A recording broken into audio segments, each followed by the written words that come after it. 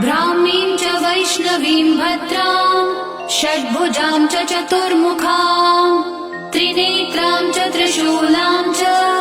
पद्मचक्रगदाधरां पीताम्बरधरां देवीं नानालङ्कारभूषितां तेजःपुञ्जधरां श्रेष्ठां ध्यायेत् बालकुमारिकाम् ओङ्कारलक्ष्मीरूपेण विष्णोर्हृदयमव्ययम् विष्णुमानन्दमध्यस्थम् ह्रीङ्कारबीजरूपिणी ॐ क्लीं अमृतानन्दभद्रे सत्य आनन्ददायिनी